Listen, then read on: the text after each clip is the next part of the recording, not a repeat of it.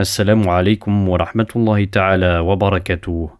L'an 622 marque un tournant décisif dans l'histoire de l'islam. C'est le début de la Hijra, l'émigration du prophète sallallahu alayhi wa sallam vers l'oasis de Yathrib. Progressivement, les musulmans quittent la Mecque par petits groupes, répondant à l'appel du prophète, tandis que lui-même attend le dernier moment pour entreprendre le voyage. Mais une nuit, la situation bascule. Les Quraysh mettent au point un complot pour l'assassiner. Le prophète doit alors quitter la ville dans l'urgence, et dans ce moment critique il ne sera pas seul. Un homme espère depuis longtemps être celui qui aura l'honneur de l'accompagner dans ce voyage, Abu Bakr Siddiq. Dans cet épisode, je vous raconte l'histoire de ce compagnon exceptionnel, ami proche du prophète, qui l'a soutenu dès les premiers jours de la révélation, et qui sera à ses côtés dans l'un des moments les plus décisifs de la mission prophétique. Un moment si marquant qu'Allah l'évoquera dans le Coran, faisant de lui l'un des rares contemporains du prophète à être mentionné dans le texte sacré.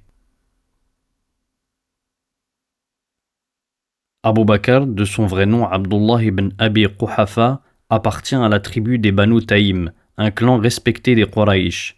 Il serait né environ 2 ans après le prophète sallallahu alayhi wa sallam. Au moment où la révélation commence, c'est un commerçant prospère, connu pour son honnêteté irréprochable et son intégrité.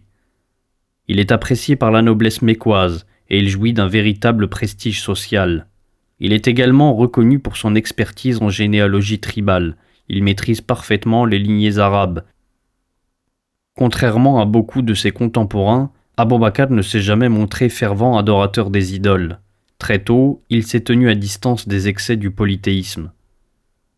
Il ne consommait pas de vin, alors que cela faisait partie des habitudes sociales les plus répandues. Les sources le décrivent comme un homme sensible, compatissant, peu enclin à la violence. Sage et réfléchi, il est naturellement celui vers lequel on se tournait pour demander conseil. Avant même l'islam, il entretenait une relation d'amitié avec le prophète sallallahu alayhi wa sallam. Ils commerçaient ensemble et partageaient une réputation d'homme fiable. Abu Bakr connaissait intimement le caractère du messager d'Allah. Il savait qu'il n'était ni menteur, ni ambitieux, ni manipulateur. C'est sans doute l'une des raisons pour lesquelles, lorsque la révélation commence, il n'hésite pas un instant à embrasser l'islam.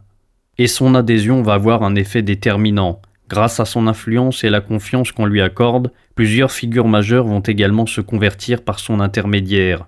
Uthman ibn Affan, Az-Zubayr ibn al-Awwam, Talha ibn Ubaydallah, Sa'd ibn Abi Waqqas ou encore Abdurrahman ibn Auf. Beaucoup pensent que si un homme de sa stature accepte le message, c'est qu'il doit y avoir là une vérité. Lorsque les persécutions s'intensifient, Abu Bakr met sa fortune au service de la communauté. Il rachète et affranchit plusieurs esclaves musulmans torturés, dont Bilal ibn Rabah. Les Quraysh se moquent de lui, l'accusant de dilapider son argent pour des personnes sans aucune valeur sociale. Cette générosité lui attire aussi la haine et la violence. Ibn Hisham rapporte qu'un jour, il se présente devant la Kaaba et prononce un discours pour défendre le prophète et appeler publiquement à l'islam. C'est probablement le premier sermon public prononcé par un musulman autre que le prophète lui-même. La réaction est brutale. Des Mécois se jettent sur lui, le frappent et le piétinent jusqu'à ce qu'il perde conscience. Il est récupéré par les membres de son clan, qui menacent de venger son sang s'il venait à mourir. L'incident manque de peu de dégénérer en conflit tribal. Lorsqu'il reprend conscience, sa première question n'est pas pour lui-même, mais pour le messager d'Allah. Il dit « Comment va le prophète ?»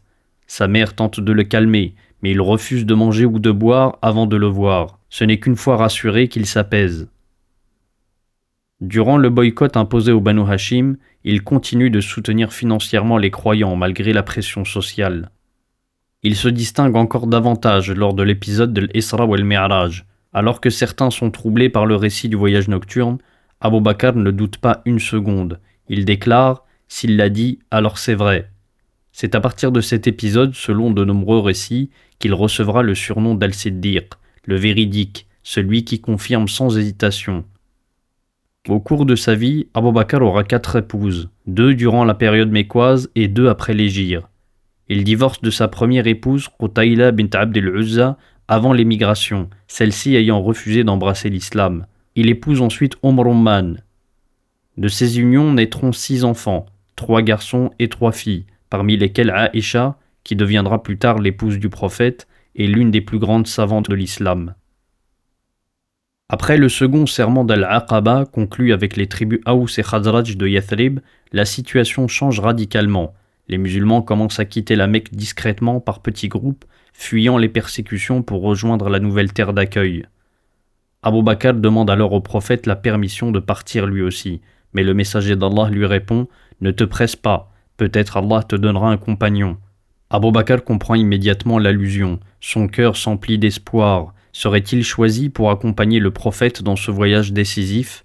Ce voyage qui marquera plus tard l'an 0 du calendrier musulman revêt une dimension spirituelle et historique immense. L'accomplir aux côtés du messager d'Allah serait un honneur incomparable. Dès lors, Abu Bakr se prépare avec minutie. Il achète 2 chameaux robustes, dont il prend soin pendant plusieurs semaines. Il rassemble des provisions, anticipe les itinéraires possibles, met en place des relais d'information. Il ne connaît pas la date du départ, mais il est prêt.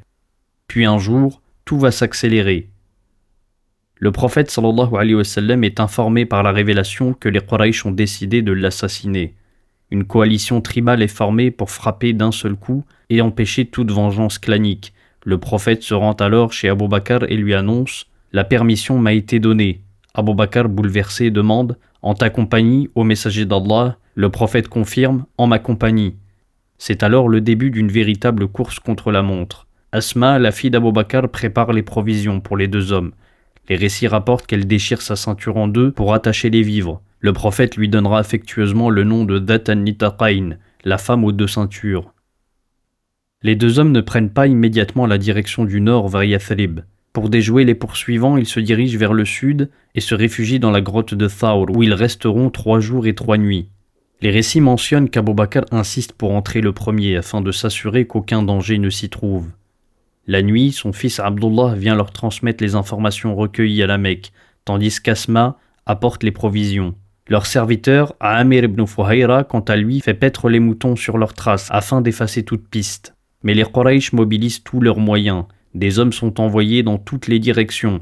Une récompense importante est promise à quiconque ramènera Muhammad sallallahu alayhi wa sallam. Des poursuivants finissent par arriver jusqu'à l'entrée même de la grotte.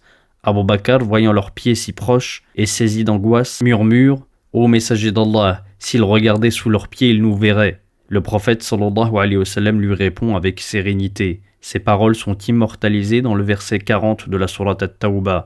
إلا تنصروه فقد نصره الله إذ أخرجه الذين كفروا ثاني اثنين إذ هما في الغار. Si vous ne lui portez pas secours, Allah l'a déjà secouru lorsque ceux qui avaient mécru l'ont expulsé, second des 2, quand ils étaient dans la grotte et qu'il disait à son compagnon « Ne t'attriste pas, car Allah est avec nous ».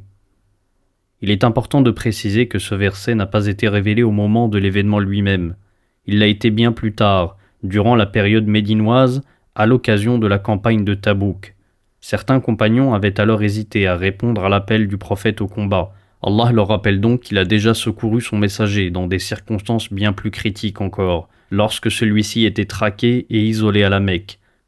Un autre point mérite d'être remarqué. Allah ne mentionne pas explicitement le nom d'Abu Bakr. D'ailleurs, même le prophète sallallahu alayhi wa sallam n'est pas nommé directement. Le Coran met l'accent sur l'événement plutôt que sur les protagonistes, afin de lui donner une portée universelle. C'est une caractéristique du style coranique. Il suggère souvent plus qu'il ne nomme. Les versets rapportent les paroles que le prophète sallallahu alayhi wa sallam adresse à son compagnon. « Ne t'attriste pas, Allah est avec nous ». À ce moment-là, Allah fait descendre la sakina, cette sérénité profonde, cet apaisement qui dissipe la peur. Les exégètes ont longuement débattu pour savoir sur qui descend précisément cette sakina, sur le prophète ou sur Abu Bakr. Ibn Kathir mentionne les 2 avis, mais il privilégie le premier. Il est toutefois probable qu'Abu Bakr ait lui aussi été touché par cette tranquillité, à travers les paroles rassurantes du messager d'Allah. De nombreux savants ont vu dans ces versets une preuve du mérite exceptionnel d'Abu Bakr parmi les compagnons. Il est associé directement au prophète par l'expression « le second des 2 », Thani Athnayn, et il est désigné par le terme « sahibihi », son compagnon. Ce mot n'est pas anodin, il exprime une proximité, une confiance et un lien unique. Ainsi, ce verset fixe dans le Coran le souvenir de cet épisode décisif de la Hijra. En quelques mots, il rappelle les circonstances de la fuite du prophète sallallahu alayhi wa sallam, la présence d'Abu Bakr à ses côtés et la protection divine qui leur a permis d'échapper à leurs poursuivants.